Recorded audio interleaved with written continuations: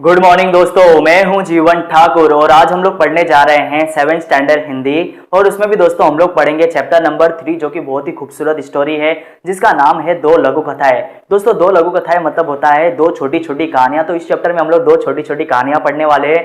तो दोस्तों फटाफट चैप्टर पढ़ना स्टार्ट करते हैं और आ जाते हैं पेज नंबर 31 पे, जहां पे हमारी फर्स्ट लघु कथा है जिसका नाम है हरा घोड़ा।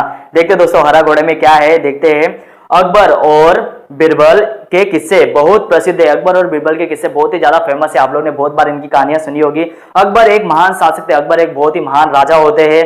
बिरबल उनके 9 रत्नों में से एक थे। 9 रत्न मतलब समझना है दोस्तों, 9 रत्न। अकबर के पास दोस्तों 9 हीरे, बहुत ही बड़े, बहुत ही मूल्यवान, बहुत ही कीमती उनके पास हीरे होते हैं। उनमें से दोस्तों एक हीरा वो मानते हैं बिरबल को, क्योंकि दोस्तों बिरबल बहुत ही ज्यादा बुद्धिमान इंसान होते हैं। वो हमेशा अकबर के किसी भी फैसले में वो अकबर की हमेशा साथ देते हैं। अकबर को कोई भी जब डिफिकल्टी होती है तो वो हमेशा बिरबल के पास जाते हैं, बिरबल की एडवाइस लेते हैं। देखते हैं, एक बार अकबर बिरबल के साथ अपने घोड़े पर बैठकर बगीचे की सैर कर रहे थे। चारों तरफ हरियाली को देखकर उनका मन प्रसन्न हो गया।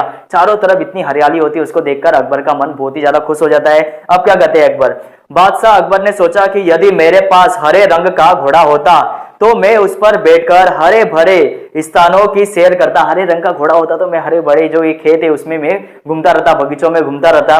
बस फिर क्या था, बादशाह अकबर ने बिरबल से कहा, मैं तुम्हें 1 सप्ताह का समय देता हूं कि तुम मेरे लिए हरे रंग के घोड़े का प्रबंध करो। तुम मेरे लिए कहीं से भी हरे रंग का घोड़ा ढूंढ के लाओ। लेकिन वो भी जानते थे कि हरे रंग का घोड़ा तो होता नहीं, लेकिन वो टेस्ट करना चाहते थे। बिरबल क्या करता है, बिरबल अपनी दिमाग का किस प्रकार यूज करता है वो देखना चाहते थे। ये तो वो भी जानते थे हरे रंग का घोड़ा नहीं होता है। बादशाह अकबर बिरबल की बुद्धिमानी की परीक्षा लेना चाहते थे, इसलिए उन्होंने हरे रंग का घोड़ा लाने के लिए कहा था। बादशाह और बिरबल दोनों यह बात अच्छी तरह से जानते थे कि संसार में कहीं भी हरे रंग का घोड़ा नहीं होता। दोनों जानते थे कि हरे रंग का घोड़ा इम्पॉसिबल है मिलना, लेकिन अब अकबर चाहते थे कि बिरबल का किसी भी प्रकार टेस्ट लिया जाए और बिरबल यहाँ पे कोई जवाब देने में वो कुछ हिचकिचाए, कोई जवाब वो दे ना पाए। फिर भी बिरबल ने अकबर के आदेश को सिर आंखों पर रखा। फिर भी अकबर जो आदेश देता है, उसे ऑर्डर देता है कि हरे घोड़ा कैसे भी लेके आए 1 हफ्ते में, वो उसे मान लेता है। सिर आंखों पर रखना मतलब स्वीकार कर लेना, मान लेना। 1 सप्ताह बिरबल, 1 सप्ताह मतलब 1 हफ्ता, 1 सप्ताह बिरबल इधर उधर घूमते रहे और 8वें दिन दरबार में जाकर बोले, हुजूर आखिर आपके लिए मैंने हरा घोड़ा खोज ही लिया। आपके लिए मैंने हरा घोड़ा कहीं ना कहीं से मैंने ढूंढ ही लिया, कहते हैं। बादशाह अकबर के आश्चर्य का ठिकाना न रहा। बादशाह अकबर एकदम आश्चर्य, एकदम वहां पे एकदम आश्चर्यचकित हो जाते कि ऐसा कैसे हो सकता है, हरे रंग का घोड़ा होता ही नहीं है, ये कहां से ढूंढ के लाया। वे सोचने लगे कि जब हरा घोड़ा होता ही नहीं तो बिरबल ने कैसे खोज लिया। हरे रंग का घोड़ा होता ही नहीं तो बिरबल कहां से ढूंढ के ला सकता है, ऐसा वो सोचने लगे। उन्हें विश्वास नहीं हुआ, फिर भी उत्सुकता से कहा, बिरबल हरा घोड़ा कहाँ है, मैं उसे तुरंत ही देखना चाहता हूं। उन्हें विश्वास तो जरा भी नहीं हो रहा था कि हरे रंग का घोड़ा होता है, लेकिन अभी वो उत्सुकता से, मतलब उनके अंदर क्यूरियोसिटी जाग रही है कि उन्हें हरे घोड़ा कहीं ना कहीं से बिरबल लेके आया है, वो देखना चाहते हैं खुशी से। बिरबल ने उत्तर दिया, हुजूर घोड़ा मिल गया है, पर हरे घोड़े के मालिक की 2 शर्तें हैं। हरे घोड़े का जो मालिक है उसकी 2 शर्तें हैं और वो शर्तें आपको माननी होगी। इसलिए घोड़े को आप अभी नहीं देख सकते, घोड़े को आप अभी नहीं देख सकते जब तक आप 2 शर्तों को मान नहीं लोगे। आपको इंतजार करना पड़ेगा। कैसी शर्तें, बादशाह ने पूछा। बादशाह पूछते कैसी शर्तें, पहले शर्त बताओ मुझे। बिरबल ने जवाब दिया, पहली शर्त यह कि बादशाह को घोड़ा लेने वहां स्वयं ही जाना पड़ेगा। बादशाह आपको ही, अकबर को ही, आपको ही जाना पड़ेगा वहां पे घोड़े को लेने। बादशाह ने घोड़ा लेने के लिए वहां स्वयं ही जाना पड़ेगा। दूसरी शर्त यह है कि हुजूर जब घोड़े का रंग दूसरे घोड़े से अलग है तो घोड़े को देखने का दिन भी अलग ही होना चाहिए। घोड़े को देखने का दिन भी अलग होना चाहिए। हफ्ते के 7 दिन के अलावा कोई भी दिन आप घोड़े को देखने जा सकते हो। जैसा प्रश्न था वैसा ही बिरबल वहां पे जवाब भी देते हैं। अकबर चाहते थे कहीं ना कहीं बिरबल जवाब देने में फंस जाए, लेकिन बिरबल यहाँ भी जवाब देने में फंसते नहीं है। देखते हैं, यानी सप्ताह के 7 दिनों के अलावा आप घोड़े को किसी भी दिन देख सकते हैं। सप्ताह के 7 दिन छोड़ के आपको जो दिन चाहिए उस दिन में आप घोड़े को आकर देख सकते हैं। संडे, मंडे, ट्यूसडे, वेडनेसडे, जो भी 7 दिन है हमारे, उनको छोड़ के आप किसी भी दिन आए। उनको छोड़ के दोस्तों कौन से दिन होते हैं, 7 ही तो दिन होते हैं। बादशाह ने बिरबल की दूसरी शर्त सुनी तो वे बिरबल का मुंह देखने लगे, एकदम बिरबल का मुंह देखने लगे। ऐसा कैसे हो सकता है सोचने लगे। उन्होंने मन ही मन सोचा, 7 दिनों के अलग, 7 दिनों से अलग कौन सा दिन होगा। तब बिरबल बोले, हुजूर यदि आपको हरा घोड़ा चाहिए तो दोनों शर्तें माननी ही पड़ेगी। आपको हरा घोड़ा चाहिए तो दोनों शर्त माननी होगी। जैसा प्रश्न आपने पूछा था वैसा मैंने आपको जवाब भी दे दिया। बादशाह अकबर निरुत्तर हो गए। निरुत्तर मतलब उनके पास कोई जवाब ही नहीं था, क्या बोलते वो, क्या आंसर देते। वे मन ही मन प्रसन्न थे कि बिरबल ने अपनी चतुराई से फिर उन्हें फिर मात दे दी। बिरबल ने अपनी चतुराई से फिर से उन्हें मात दे दी, मतलब उनके प्रश्न का जवाब बिरबल ने दे दिया। बहुत ही खूबसूरत स्टोरी थी, हरा घोड़ा यहाँ पे कंप्लीट होती है। और दूसरी स्टोरी पढ़ते हैं, सेठ का चित्र। एक सेठ होता है, बहुत ही कंजूस सेठ होता है, देखते हैं उसके बारे में पढ़ते हैं। बहुत पहले की बात है, बहुत जमाने पहले की बात है। एक सेठ था, वह बहुत ही कंजूस था, बहुत ही ज्यादा कंजूस था, जरा भी पैसे खर्च करने में वो हिचकिचाता था। एक दमड़ी मतलब उस टाइम पे दोस्तों, उस टाइम पे, अभी हमारे टाइम पे तो रुपया चल रहा है, उस टाइम पे जो पैसे चलते थे उसे दमड़ी कहते थे।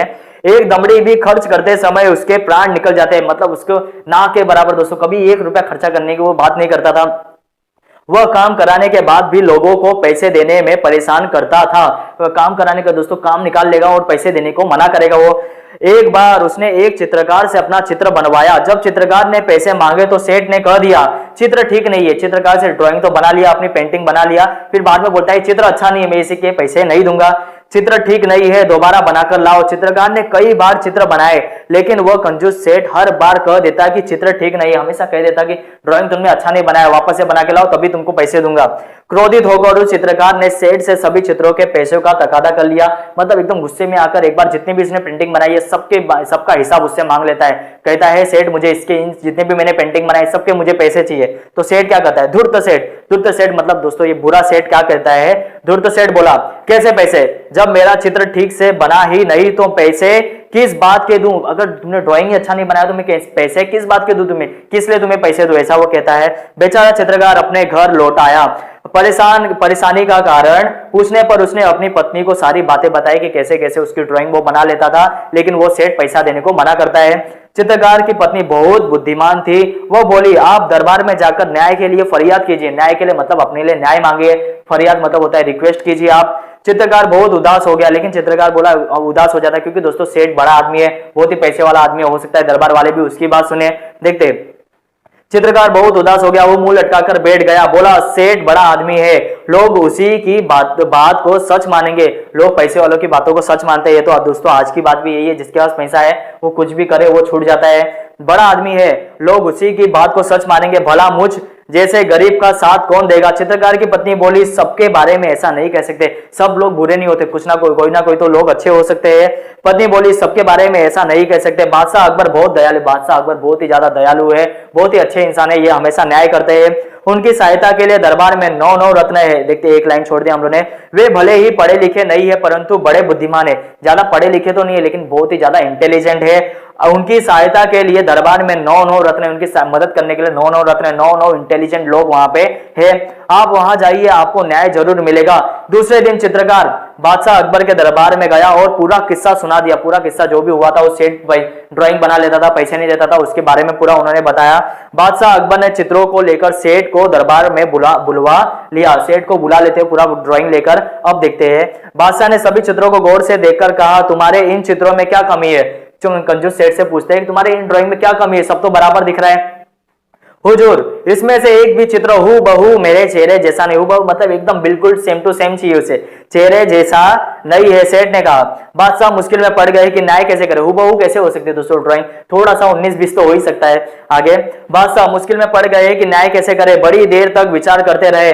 जब उन्हें कुछ समझ में नहीं आया तो बिरबल से न्याय करने को कहा। कुछ समझ में नहीं आया तो बिरबल के पास जाते हैं, क्योंकि बिरबल ही सबसे ज्यादा बुद्धिमान इंसान होते हैं उस जमाने के। बिरबल ने सारी बातें सुनी, ध्यान से सुनी और तुरंत समझ गए कि सेठ चेहरा बदलने में निपुण है। चेहरा दोस्तों, चेहरा काम करवाने से पैसा नहीं देने की बहुत ही ज्यादा ये चतुर इंसान है, ये सबको बेवकूफ बनाने में माहिर है, ये अभी राजा को भी बेवकूफ बनाने आया है, तो ये उन लोग तुरंत ही पहचान जाते हैं।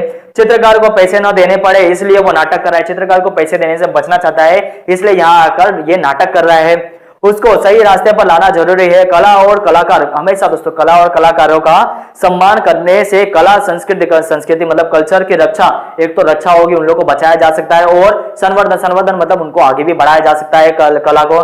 कला में निपुण कलाकारों की इज्जत जहां होती है वह देश विश्व में विख्यात होता है।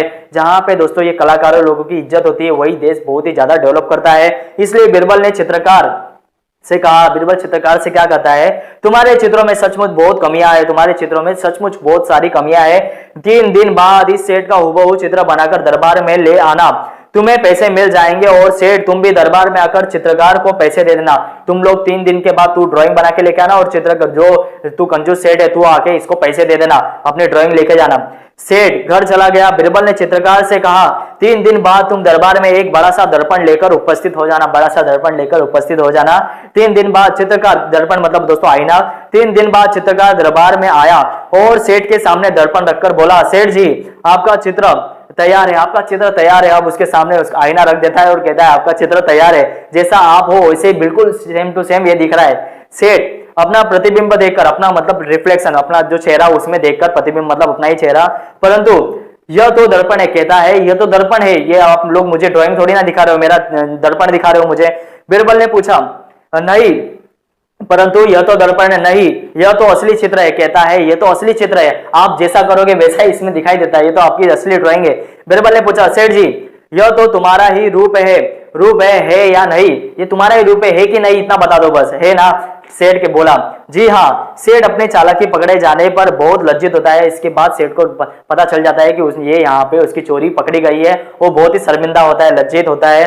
उसने चित्रकार को उसका मेहनताना दे दिया, उसने जितना भी मेहनत किया था, मेहनत करके जो ड्राइंग बनाई थी, जितनी भी ड्राइंग थी उसका वो पूरा का पूरा पैसा दे देता है कंजूस सेठ। चित्रकार सभी को धन्यवाद देकर चला गया। बिरबल के न्याय से दरबार बादशाह अकबर बहुत खुश हुए। बादशाह अकबर को बहुत ही ज्यादा खुशी होती, बिरबल इतना चतुर इंसान है, बुद्धिमान इंसान है। बादशाह अकबर के प्रत्येक समस्या का समाधान बिरबल अपनी बुद्धिमानी से फटाफट कर देते थे। अपनी बुद्धिमानी से दोस्तों हर एक समस्या, जो भी बड़ी से बड़ी समस्या, छोटी से छोटी समस्या, हर एक समस्या को बिरबल आसानी से सॉल्व कर देते थे। यहाँ भी बिरबल ने दूध का दूध और पानी का पानी कर दिया, मतलब सही न्याय कर दिया, सही सच्चे इंसान को दोस्तों न्याय दिला दिया। दोस्तों बहुत ही खूबसूरत स्टोरी थी, दोनों की दोनों स्टोरी, हरा घोड़ा और सेठ का चित्र, बहुत ही खूबसूरत स्टोरी थी। पूरी उम्मीद करता हूं दोस्तों ये स्टोरीज आपको पसंद आई होगी, और अगर आपको ये वीडियो हमारा अच्छा लगता है तो दोस्तों ये वीडियो को लाइक कीजिए और हमारे चैनल को सब्सक्राइब कीजिए। आपका एक सब्सक्राइब दोस्तों हमें और ज्यादा मोटिवेट करेगा, हम लोग यूं ही इसी प्रकार नए नए वीडियो बनाते रहेंगे। तो दोस्तों मिलेंगे हम लोग अगले लेक्चर में, जहां पे हम लोग किसी और चैप्टर को कंप्लीट करेंगे। तो दोस्तों तब तक के लिए अपना बहुत ही ज्यादा ध्यान रखिए, मिलते हैं हम लोग अगले लेक्चर में।